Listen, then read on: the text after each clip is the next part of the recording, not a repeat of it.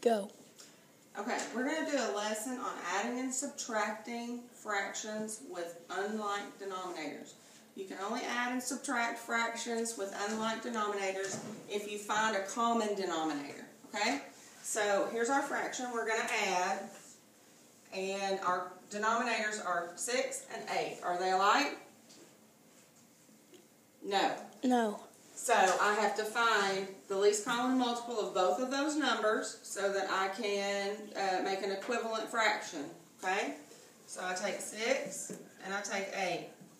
On 6, I'm going to start listing the multiples. I have 6 times 1, 6 times 2, 6 times 3, 6 times 4, and I'll go all the way to 6 times 5.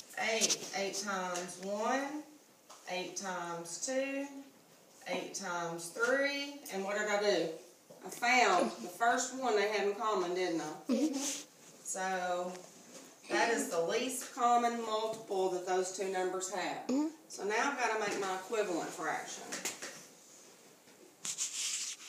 I'm just going to bring my whole numbers over so I don't forget them. 8 times what equals 24? 3. 3. So 8 times 3 equals 24. So what I do to the bottom, I've got to do to the top. So 4 times 3 equals 12. 12. You guys are really lively today. 6 times what equals 24?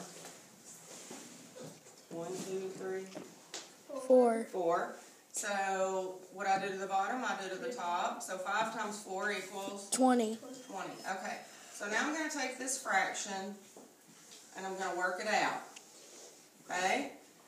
My numerator will change. It'll be 20 plus 12 would be 32 over 24. Is that right? Mm-hmm. 7, 8, 9. So I have 9 and 34 over 24. But wait. What's wrong with this fraction? It's improper. So I have to go over here and say 32 over 24. I have to make this a mixed number. Top dog goes in the box.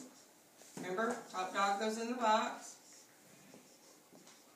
Okay, so 24 would go into 32 one time. 1 times 24 is 24. Now I got to find my leftovers. 12. So 2, 3, 4 leaves me with 8. My denominator, my remainder becomes my numerator. My divisor becomes my denominator. So now I've got 1 and 8 24ths. Plus I had 9 over here, right? So I have to put my whole numbers together. So what's 9 plus 1? 10. 10 and 8 24ths. But wait, we're still not finished. Does anybody know what else we have to do? We have to reduce. We have to reduce because those are both even numbers, aren't they? So now I'm going to find the greatest common factor of 8 and 24. And this is where I list everything I can multiply to get 8. I can list 1 times 8. 2 times 4. Is there anything else I can multiply to get 8? No. Now I've got to do the same thing for 24. 1 times 24. 2 times 12. What else? 3 times 6. What else was there? 8. Oops. 3 times. Oops. Sorry, 4 times 3. Sorry. 4 times 3. Sorry. 6 times what equals 24?